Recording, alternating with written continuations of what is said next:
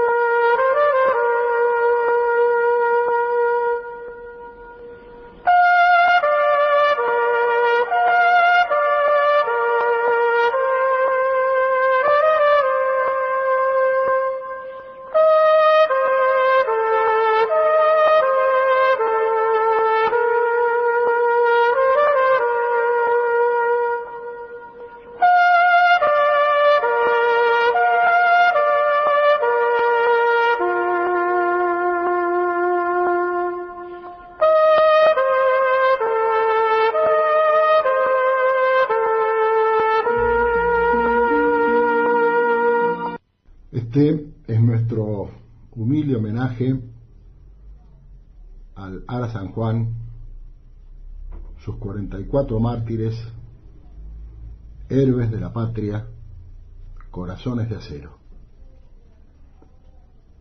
Dios quiera este hallazgo pueda llevar un poco de consuelo a sus familiares, por lo menos sabiendo dónde están estos queridos héroes que ya son nuestros. Que en paz descanse. Hoy es martes 20 de noviembre de 2018.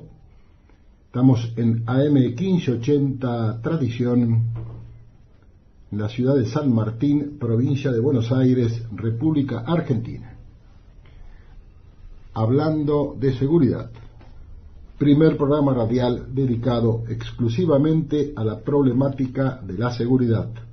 Nuestro lema: no para mal de ninguno, sino para bien de todos. Saludamos al señor Iván Madrid, nuestro operador. Nuestras vías de comunicación: 4713-2517, 4754-8784. Email: info, hablando de seguridad, @gmail.com.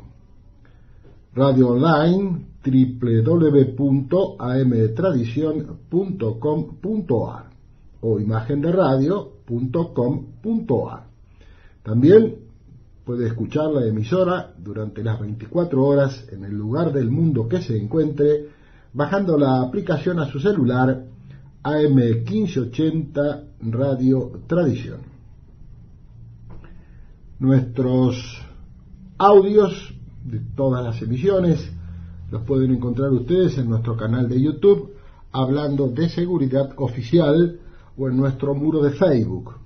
Podrán escucharlos, bajarnos o requerirnos algún audio en particular de alguna emisión, y con mucho gusto se lo haremos llegar al mail que les he mencionado y que repito: info, hablando de seguridad, @gmail.com. Hoy, 20 de noviembre, una fecha muy sensible para todos los argentinos, se celebra el Día de la Soberanía Nacional. ¿Y por qué se celebra este día hoy precisamente? Porque el 20 de noviembre de 1845 tuvo lugar un combate que se llamó y se llama la Vuelta de Obligado, toda vez que en Obligado, al norte de San Pedro.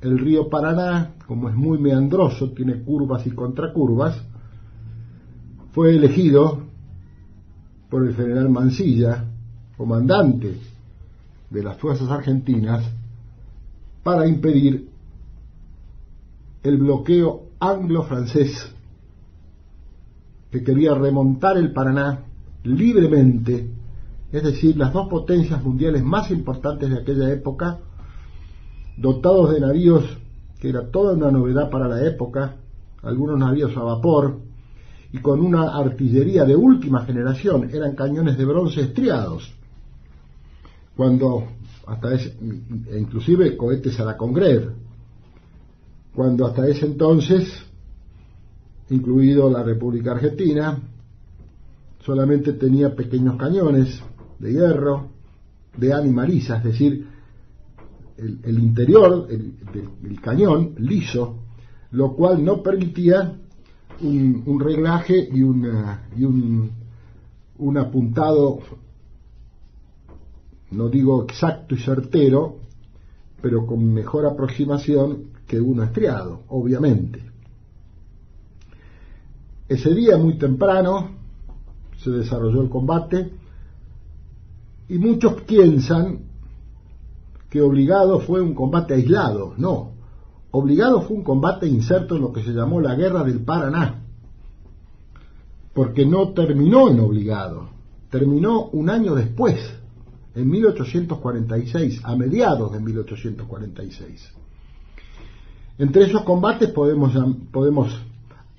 mencionar Acevedo, podemos mencionar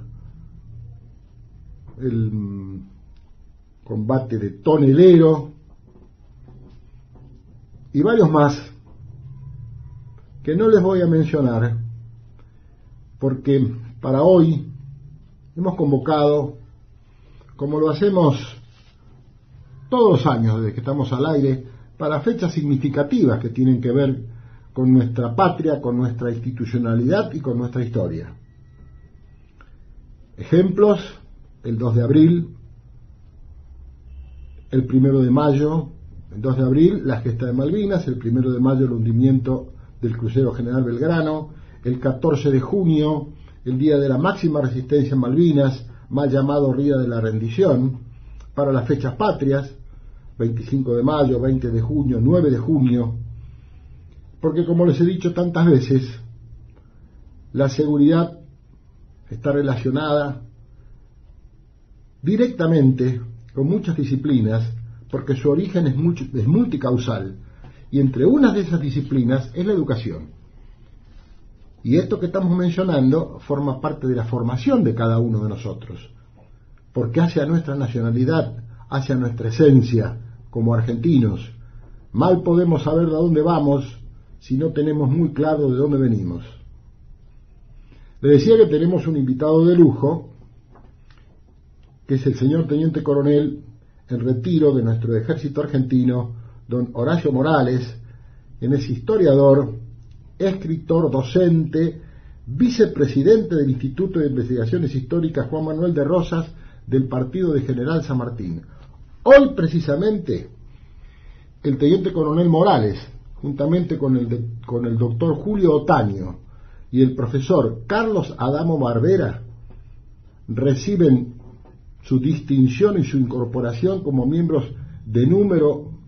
académicos de número del Instituto Nacional de Investigaciones Históricas Juan Manuel de Rosas, razón por la cual esta entrevista la hemos grabado hace un par de días, toda vez que el Teniente Coronel Morales debía estar en el horario que sale nuestro programa para recibir esa distinción y prestar el juramento correspondiente. Así es que vamos a ir a la primera pausa de este programa, y al regreso directamente vamos a ir a la entrevista que hemos grabado, repito, con el Teniente Coronel retirado de nuestro ejército argentino, Horacio Morales, historiador. Adelante. Horacio, bienvenido, muchas gracias por este tiempo que nos concedes. Vamos a hablar un poco respecto del Día de la Soberanía, el significado. ¿Y qué motivó que se declarara esto como Día de la Soberanía Nacional? En primer lugar, gracias, Herme, por ser tan atento y todos los años darme alguna oportunidad de participar del programa y hacer referencia a algunos de los hechos históricos que forman parte de la historia grande de la patria. El 20 de noviembre conmemoramos el Día de la Soberanía Nacional.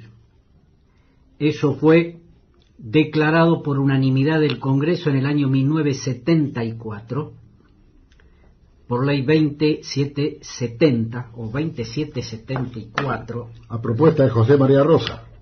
Exacto, exacto. El 20 de noviembre, pero de 1845, se libra a orillas del Paraná un combate que forma parte de las páginas más lindas y más heroicas de la historia de la patria.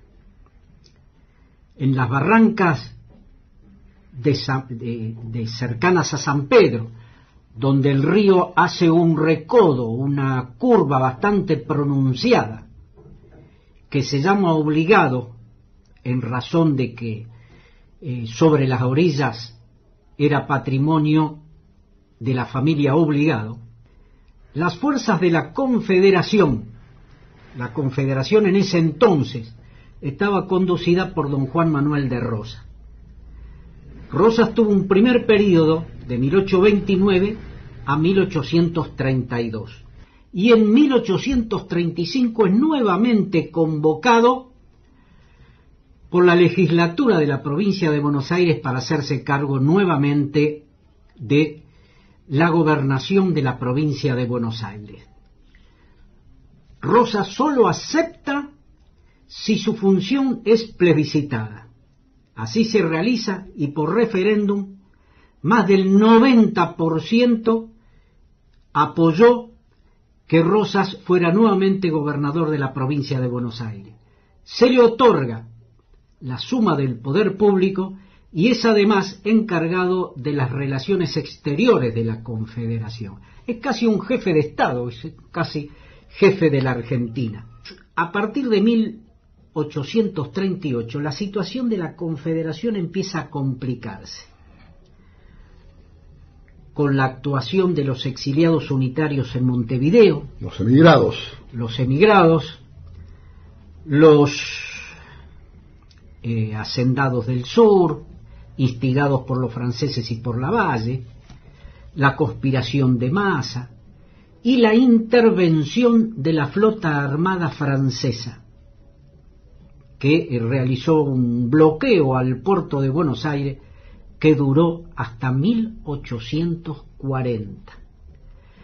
Mientras tanto, Rosas, como ve que la situación de la Confederación se va a complicar, piensa que debe buscar un acantonamiento fuera de Buenos Aires que sirva para campamento militar de la Confederación. Es así que recorriendo llega hasta nuestros pagos en agosto de 1840 y elige acá Santos Lugares como futuro campamento militar de la Confederación. Es así que se empieza a instalar y a traer la mayoría de los pertrechos militares y los efectivos a esta zona, una zona que llegó a tener casi 5.000 hombres, claro, y le dio un empuje a nuestros pagos, entonces, muy grande, porque con todas las fuerzas militares venían las familias, claro, y con las familias vinieron los artesanos, los industriales, comerciantes, tabernas, todo lo que nos podamos imaginar. En 1840, cuando se firma la paz con Francia, en lo que se dio en llamar la Convención Arana-Macó, que fue un ejemplo de negociación diplomática, una de las más importantes en la historia de la Argentina.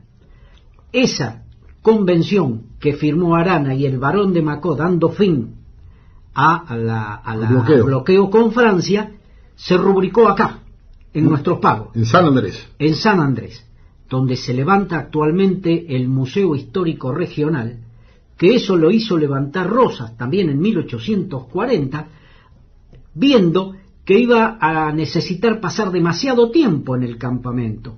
Entonces, en vez de venir de Palermo y volver al Palermo al final de la jornada, levantó una casa que sirvió como casa comandancia.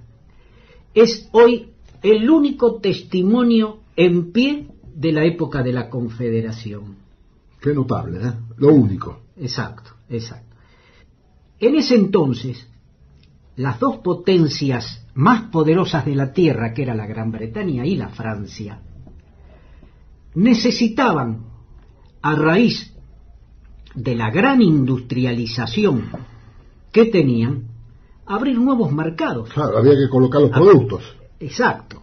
Entonces, la flota era la punta de lanza de todo eso. Tal cual. Porque los productos iban a entrar o por las buenas o por las malas o por la fuerza. Claro. Y la fuerza era el bombardeo. Tal cual. Todo comienza con que Rosas se pone firme y no permite la libre navegación por los ríos interiores, porque era un derecho de soberanía. Aparte, en ningún país del mundo lo permite. En ningún país del mundo pasaba. Pero los anglo-franceses, que habían venido con 99 barcos mercantes, no podían aceptar que un mandatario de una lejana república, no permitía el ingreso de sus mercaderías, de su libre comercio y poder navegar río arriba el Paraná para ir a todos los puertos que pudieran ofrecer su mercadería, que si bien es cierto eran mejores y más baratos. Eso sí, es innegable. Lo debemos decir, porque ya de antes de la creación del virreinato, el Río de la Plata vivía del contrabando inglés. Pero Rosas se puso firme, la ley de aduanas no permite, y nuestro país es soberano, hay que pedir autorización para navegar los ríos interiores. El primer acto de piratería que realizan los anglo-franceses es la toma de la escuadra que estaba bloqueando Montevideo, porque el gobierno legal de Oribe había sido derrocado, Manuel Oribe, y estaba en el gobierno Fructuoso Rivera con todo el apoyo de las flotas extranjeras y los emigrados. Para la época, esa época 1840 y pico, lo que hoy es la Banda Oriental era una factoría nacionalizada. Tenía más o menos 30.000 habitantes, de los cuales 11.000 eran nativos, y de esos 11.000 la mitad eran mulatos. El resto eran de todas las nacionalidades. Entonces era fácil que pudieran recalar ahí todas las flotas extranjeras. Se toma la flotilla al mando de Brown, que eran cinco barcos. Era un anciano ya Brown. Brown ya era grande. Sí, era un anciano. Brown ya era grande, sí, claro. Tenía los cañones descargados porque no había razón, no iba a haber ningún enfrentamiento.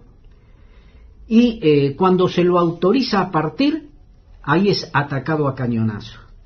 Él tenía la insignia de jefe de la flota en la corbeta San Martín, la otra era Maipú, 9 de julio, Echagüe y Lagos.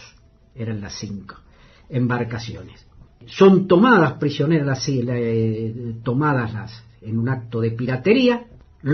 Todos los tripulantes son tomados prisioneros y son enviados en 2 vapores de la flota hacia Buenos Aires. Los anglo-franceses se hacen cargo de las 5 naves. Una queda para la flota, la San Martín, en la que el almirante Trevouard, que estaba a cargo de la flota francesa, él lo toma como nave insignia y ahí pone su banderín. Las otras 4 son puestas a disposición del pirata Garibaldi. Giuseppe Garibaldi, que asoló las costas de Entre Ríos y los pueblos. En especial en la parte de la banda oriental, Salto y Paysandú, que fue destruida, total, saqueada y destruida. Mercenario Garibaldi. Exacto. Con las otras embarcaciones, que eran 11, habían venido 6 naves inglesas de guerra y 5 francesas, más la tomada de la San Martín, eran 12 naves de guerra, con lo mejor de la época: granada explosiva, coheteras a la Congreve, todo material de guerra desconocido acá, pero ya probado por ellos. Horacio, había buques a vapor ya. 3 en esa flota. En esa flota. 2 ingleses, el Gorgon, el Firebrand y el Fulton. El Fulton era francés, los otros 2 eran ingleses, eran los únicos. Ellos ya tenían los cañones Peychard, que eran de ánima rayada, que eso le da un alcance y una precisión distinta a la animaliza, distinta totalmente a los que teníamos nosotros, a los cañoncitos que se iban a enfrentar tal después. Cual. Ante esos atropellos, porque eso fue en agosto del 45, Rosas le ordena al general Lucio Mansilla, un veterano de la independencia, todos los que van a participar en esta gloriosa guerra del Paraná y en el heroico combate de Obregón, la mayoría eran veteranos de la independencia y de la guerra del Brasil. Le ordena una defensa de las costas entre el Paraná-Guazú, hasta Santa Fe. Y Mansilla, conocedor del recorrido del río Paraná, se inclina por esta zona de Obligado, la curva de Obligado, donde era un lugar donde tienen que maniobrar los barcos a vela, y en ese maniobrar se ponen como de desfile de flanco, claro. Y tienen todo el blanco para poder hacer la puntería de los cañones. Aproximadamente 700 metros. Estaba entre 600 y 700, claro, en la parte más angosta, y unos 40 de calado. 40 metros. 40 metros. 40 metros. Ahí instala, con lo que le manda Rosas de la comandancia acá de nuestro pueblo, de San Andrés, actual San Andrés. Son 35 cañones contra 101 que trae la flota. Son 35 cañoncitos de A16 lo máximo, y ellos tenían A60 y A80. Caramba. Claro, porque son cañones fijos. Claro. Estos son movibles. Claro, si los llevaban de llevar claro, atado a la cincha. Tal cual. Atado a la cincha los cañones chiquitos. Y conforma 4 baterías. General Rosas, al mando de el teniente de navío Álvaro Alzogaray. La segunda, la batería General Brown, a cargo del hijo. Del hijo de Brown, sí. También oficial de Marina. La siguiente, General Mansilla, a cargo de teniente de artillería Palacio. Y la última, Manuelita, a cargo del teniente coronel Juan Bautista Torne, uno de los más brillantes artilleros que tuvo la historia argentina, porque tuvo desde la época de la Confederación. Norteamericano nacido en Nueva York. Las 4 baterías a cargo de 160 artilleros, reservas a cargo del regimiento Patricios, con su banda al frente, reforzando las baterías y a retaguardia para caso de desembarco. Aparte, los milicianos que trajeron los jueces de paz de San Pedro, San Antonio de Areco y Varadero, más de 300 milicianos, y muchas mujeres que formaron parte, no de los combates, pero asistiendo a los heridos y metiéndose hasta las primeras líneas para evacuar heridos. Y así cayeron muchas mujeres, sí, anónimas. Claro. Anónimas. También había un teniente de caballería, que era... Sí, Facundo Quiroga. Claro, el hijo del tigre de los llanos. Con la reserva había dos, uno de ellos, el hijo de Facundo Quiroga, a cargo también de un escuadrón de caballería que estaban arriba de las barrancas, porque las baterías estaban colocadas en la barranca. Una sola, la tercera, estaba rasante con el río. El resto estaban todas elevadas por la barranca. Y todas estas fuerzas, entre ellas esta de caballería de Quiroga, estaban en los montes a retaguardia, esperando la orden de ser utilizada. Toda esa parte estaba a órdenes de Coronel Crespo y del Coronel Rodríguez, que era el jefe del regimiento Patricios. Los primeros días de noviembre de 1845, la flota, con todo el temor de ingresar a un río desconocido por todos los rumores que le mandó Rosas, de lo que iban a encontrar en el río, contrainteligencia, venían en forma y deteniendo a todo barco que venía para apretarlos a ver si había obstáculos. Claro. Como eran rumores, estos pobres a cargo de los barcos no sabían nada. Entonces entraron al Paraná con sumo cuidado, porque no sabían con lo que se iban a encontrar. El día 18 de noviembre de 1845 es cuando por primera vez el cañón de la flota anglo-francesa suena en el Río de la Plata. Mansilla había mandado 2 pequeños lanchones con unos 20 efectivos y un oficial a realizar un reconocimiento. Al ser vistos por el primero de los barcos que venía delante de la flota, una corbeta inglesa, le tiran un par de cañonazos y se ven dispuestos a regresar a la fortificación en vuelta de obligado. Ponen en conocimiento a Mansilla de dónde estaba la flota. Y al día siguiente, día 19, ya estaban a la vista de las fortificaciones. Y ahí quedan ancladas. El día 20 de noviembre, y ahí llegamos al día que es el que conmemoramos año a año como uno de los hechos más heroicos de la historia de nuestra patria. Perdón, Horacio, San Martín lo asimiló a la gesta de Mayo. San Martín tuvo con Rosas a partir de 1838 hasta su muerte en 1850 un intercambio epistolar bastante. Hay que ver que los barcos tardaban en venir, ¿verdad?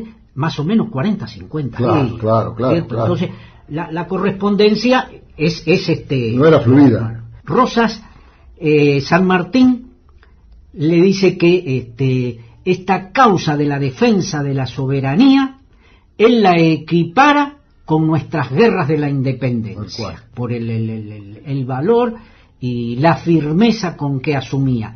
Tal es así que en su testamento San Martín, en su cláusula tercera, le lega su sable que lo acompañó en toda la guerra de la independencia, que es la prenda más heroica que tenemos los argentinos, se la lega, de acuerdo al testamento, al general de la República Argentina, don Juan Manuel de Rosas, por el valor y la firmeza con que defendió el honor de la patria ante las humillaciones, ante los ataques de los extranjeros que pretendieron humillarla. Para disgusto de muchos entonces y ahora.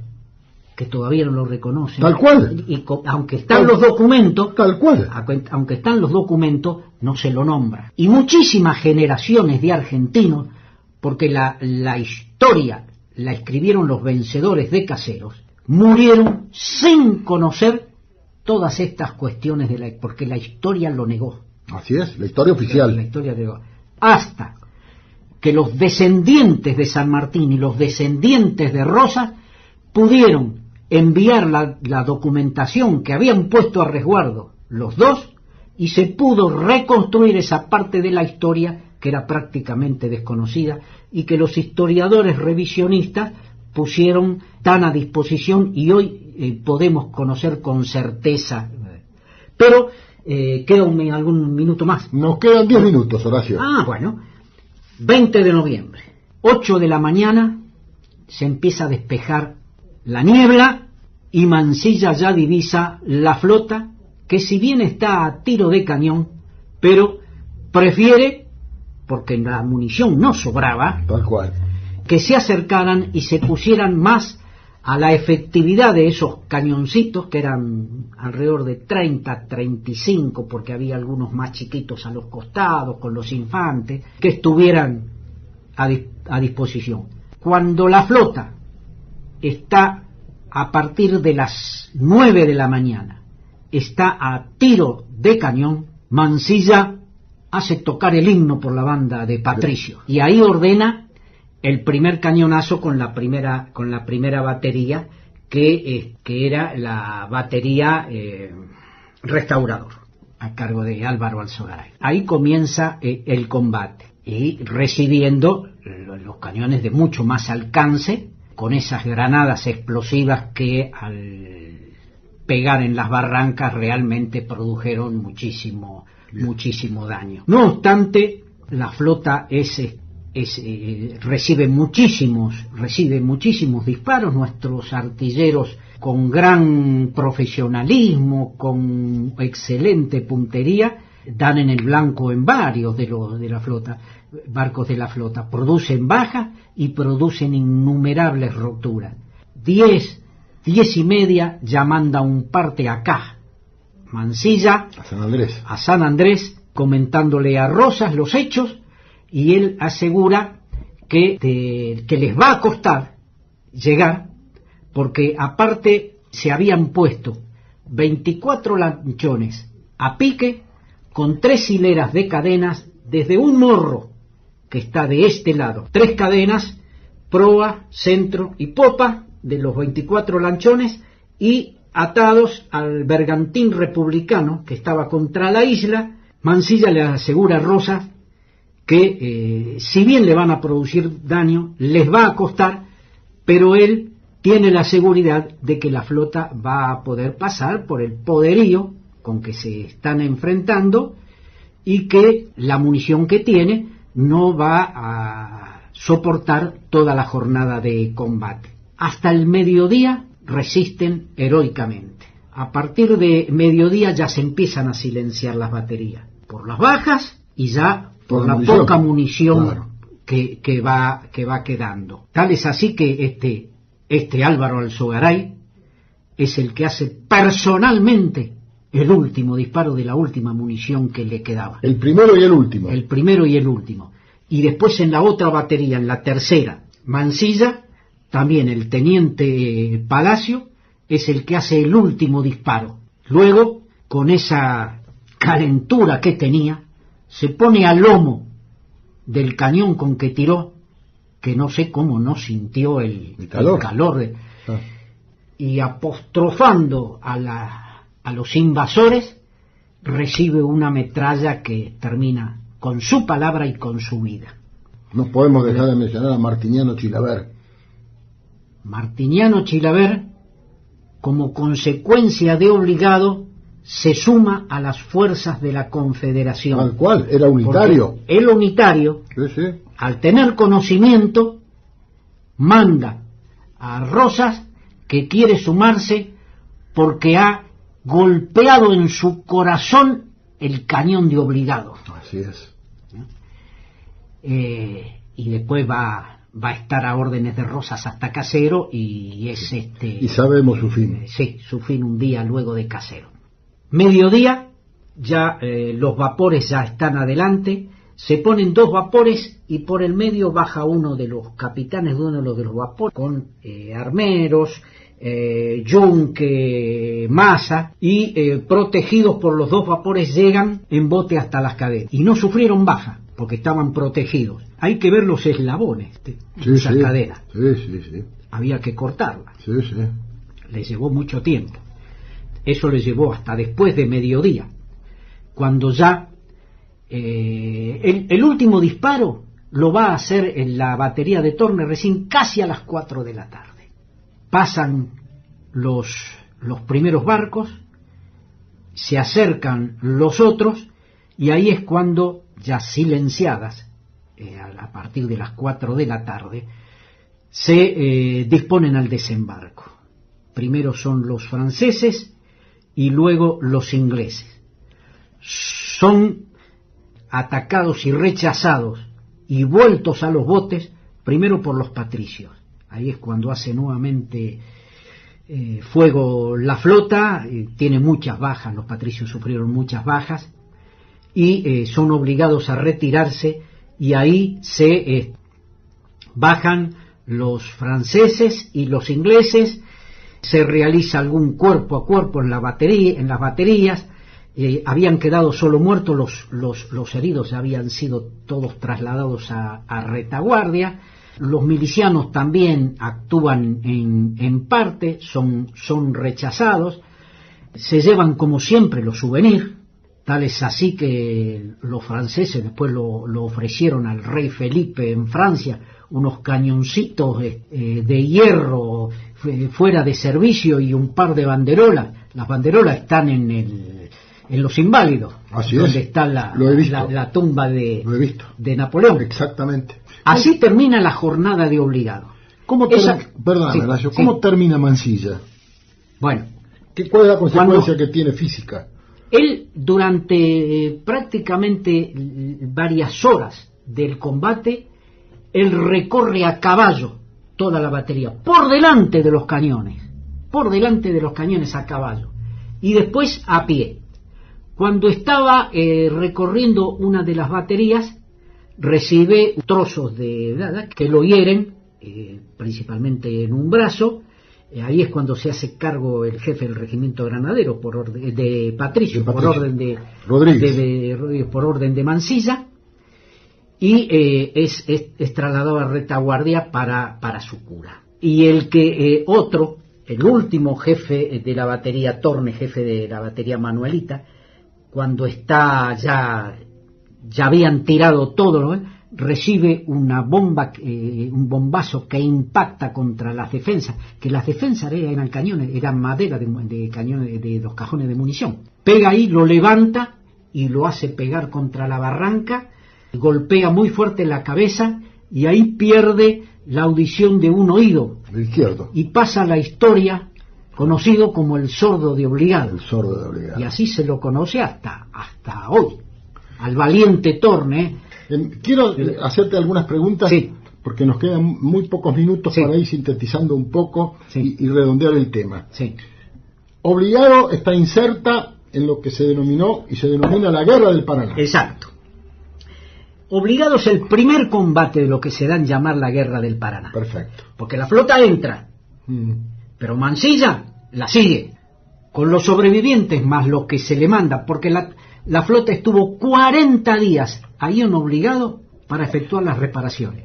Es decir, no fueron reparaciones, averías menores, Tal cual, sí. No fueron averías menores, fueron averías graves para estar 40 días. ¿Cuáles son los otros combates? Por mencionarlos por el nombre, sin pormenores. Tonelero, Quebracho. Punta del Quebracho. 2 veces. Y Obligado de regreso, también. Acevedo, Tonelero, 2 veces Obligado y 2 veces Quebracho. Esa, la última, del 4 de junio de 1846, ahí cuando las fuerzas de la Confederación obtienen la victoria ya contra la flota anglo-francesa. Lo que va a llevar después es otra vez a otras 2 convenciones, ejemplo de relaciones diplomáticas, que van a ser confeccionadas por Arana, por disposición de don Juan Manuel, que van a ser Arana Lepredur y Arana Sauder. Primero, respectivamente ingleses y franceses. Por eso este combate del 20, que lo conocemos como uno de los de mayores coraje, heroicidad, con los medios que se puso a disposición a lo que debieron enfrentarse y lo que les costó a los anglo-franceses. Pero no podemos separarlo de la Guerra del Paraná. Claro, pues es un contexto esto. Exacto. Es decir, cuando se habla de historia hay que contextualizar, claro, porque los hechos aislados no significan nada. Y realmente la gran mayoría de los legos no conocen que hubo una Guerra del Paraná con otros combates. Exacto. Precisamente porque Obligado señala el Día de la Soberanía. Exacto. ¿Es correcto? Exacto. Y desde el punto de vista diplomático, Horacio, ¿qué podemos decir? Bueno, porque esto es un hito. Claro, esos convenios. Claro. Las flotas debieron saludar el pabellón nacional, debieron devolver los barcos en las condiciones en que habían sido prácticamente usurpados. Se reconoció que no es libre la navegación de los ríos interiores de la Confederación. No obstante, Juan Manuel de Rosas otorgó, porque si bien tenía firmeza, sabía negociar y otorgó beneficios a los súbditos ingleses, hubo intercambio de prisioneros y también esta guerra del Paraná obligó a que los 99 barcos mercantes repletos de mercadería, así como remontaron el Paraná, volvieron a bajar sin haber podido prácticamente ofrecer nada de su mercadería, porque cada vez aparecían los hombres de Mansilla con sus cañoncitos a impedirles el desembarco de la Tamar. O sea que tuvieron que volver prácticamente con los buques cargados como habían venido. Sumado a la hostilidad de los pobladores. A todo eso hay que sumarle las repercusiones que tuvo todo esto en la prensa del mundo, no solo de América, porque los diarios brasileños, en Estados Unidos, en Europa, y todo lo que hizo San Martín hasta su muerte en 1850 en defensa de todos estos hechos defensores de la soberanía que llevó a cabo nuestro gobernador de la provincia de Buenos Aires y encargado de las relaciones exteriores. Horacio, insisto, como conclusión te pediría tu opinión respecto, por un lado, el tema bélico y por otro lado el tema diplomático. Sí. Porque son dos situaciones de una connotación realmente importante, y no solamente en la historia argentina, sino en la historia del mundo, por la trascendencia que ha tenido esto. Por la trascendencia, y así lo han, porque no solo los gobiernos, sino toda la prensa extranjera alabó la forma con que no solo se enfrentó sino en que cómo fueron redactadas las convenciones con los anglo-franceses. Los 13, porque primero el Arana-Macó y estos dos en 1849. El Arana-Sauter y el Arana-Lepredur. Y el Arana-Lepredur. Son las páginas más brillantes de la historia de la diplomacia argentina. Y por último. Sí, una reflexión voy a hacer. ¿A dónde se firmaron? Se firmaron en Palermo y se rubricaron acá. A eso quería llegar. En San Andrés. Vamos a repetirlo esto. ¿Se rubricaron dónde? En nuestro pueblo. En San Martín, en San Andrés. Que ya para ese entonces se denominaba Santos Lugares de Rosas. Claro. Y así se lo denomina hasta Caseros. Santos Lugares de Rosas. Hasta 1852, el 3 de febrero fue Caseros. Querías hacer una acotación. Exacto. Nosotros dijimos que hay una ley nacional que conmemora el Día de la Soberanía. Muy bien. Lo hacemos feriado, aunque no sea el día, lo hacemos otro día porque es lo mismo. Se desnaturaliza. Es lo mismo. Lamentablemente. Parece que es lo mismo. No es lo mismo. El 19, el 20. No es lo mismo. Pero yo pregunto, en los recintos escolares, en los ámbitos universitarios y en todos aquellos lugares donde se habla, se estudia la historia grande de la patria, está presente, obligado, se lo recuerda, se lo estudia, se lo lee. Estamos en 2018. Esa página heroica, esos ejemplos de heroicidad de gente nuestra, debería recordársela con algunas conmemoraciones. Los únicos, nosotros todos los años lo conmemoramos o con un acto en la plaza central de General San Martín, o donde actualmente está la ex comandancia, casa comandancia de don Juan Manuel de Rosas, donde Rosas llevó a cabo la conducción estratégica de la Guerra del Paraná. Desde allí, desde esta casa, hoy Museo Histórico Regional, cada 20 de noviembre, como lo vamos a hacer ahora el día 20, todos los años recordamos esa página tan bella de nuestra historia. ¿Este 20 a qué hora? A las 11. 11 de la mañana. ¿Lugar? El Museo Juan Manuel de Rosas. Diego Pombo, 3324, casi esquina Ayacucho. Entre Ayacucho y Morelo. Y Morelo. ¿Lo repetimos, Horacio? Diego Pombo, 3324, entre lo que es Avenida Ayacucho y calle Emilio Morelo. El día 20 a las 11 de la mañana. A las 11 horas, con la banda del liceo, las autoridades municipales, las instituciones históricas del partido, algunas delegaciones escolares y público que se acerca todos los años. Es decir, que el acceso y la concurrencia es absolutamente gratuita y libre. Sí, por supuesto, como lo son los museos, los dos museos históricos que tenemos. Horacio, te agradezco mucho este tiempo. No, gracias, como nuevamente todos los años, la paciencia de escucharme y tratar algunos de los temas lindos es un gran gusto, que nos emocionan contándolo. Sí, nos emocionamos los dos. Yo vi tus ojos y vos habrás visto los míos. Sí. Muchas gracias. Gracias a ustedes y una buena jornada el día 20 con este programa. Fue entonces el teniente coronel retirado de nuestro ejército argentino, don Horacio Morales, historiador. Cuántos detalles, cuántas cosas que no se conocen, cuántas cosas que la historia oficial ha negado por años.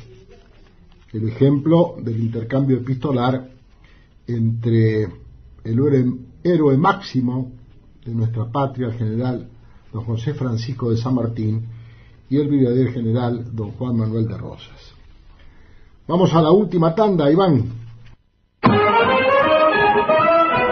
Quedándonos un minuto de programa, quiero referirles lamentablemente el homicidio de 2 trabajadores de la seguridad pública ocurridos a fin de semana, uno, y el domingo otro. El cabo Pablo Ariel Rebollo, de 40 años, 2 hijos, Policía Federal Argentina, Superintendencia de Drogas Peligrosas, se encontraba cumpliendo una comisión en la provincia de Tucumán en compañía del agente Damián Galiquio, cuando fueron interceptados por 2 motochorros que, sin mediar palabra alguna, descerrajaron un disparo de arma de fuego en el rostro del cabo Pablo Ariel Rebollo, quien falleció prácticamente en el acto, en tanto su compañero, que se encontraba a bordo de un vehículo, repelió la agresión abatiendo a uno de los delincuentes, mientras que el otro resultó herido. Ayer se tuvo conocimiento que el domingo, aproximadamente a las 0 horas, un efectivo de la Prefectura Naval Argentina, el cabo segundo Jorge Ariel Bobalzuk, de 27 años, quien estaba destinado en la agrupación guardacostas de la Prefectura Naval Argentina, en circunstancias que regresaba a su casa en San Justo, partido de La Matanza. Se presume que fue asaltado con fines de robo del vehículo en el que se trasladaba. No llegó a hacer uso de su arma provista, la que portaba. El cabo segundo Bobalzuk se encontraba de civil. Lo encuentra un vecino adentro del auto. Ese mismo vecino lo traslada de inmediato a un centro asistencial cercano, donde llegó fallecido a consecuencia de las gravísimas lesiones sufridas. El personal actuante de la comisaría primera de La Matanza, precisamente San Justo, encontró dentro del vehículo el arma provista, el arma de dotación del cabo Bobalzuk, una pistola calibre 9 milímetros. Los investigadores tienen como hipótesis, entre otras tantas, que pudo haber sido asaltado. Cuando arribó a su casa intentó resistirse, pero el delincuente disparó primero y produjo su deceso. Llevamos ya, en lo que va del 2018, que estamos casi finalizando, 26 trabajadores de la seguridad pública, como son los policías, asesinados por delincuentes en todo el país de distintas fuerzas. Le damos el pase a nuestro amigo Alberto Chiesa y su programa Ciudad Solitaria. Nos estamos reencontrando el próximo martes, como siempre, a las 5 de la tarde en AM 1580, Tradición, hablando de seguridad. Hasta el martes, que Dios los bendiga y muchas gracias. No sea ostentoso ni con palabras ni con posesiones, vestimenta, automóviles, joyas, etc.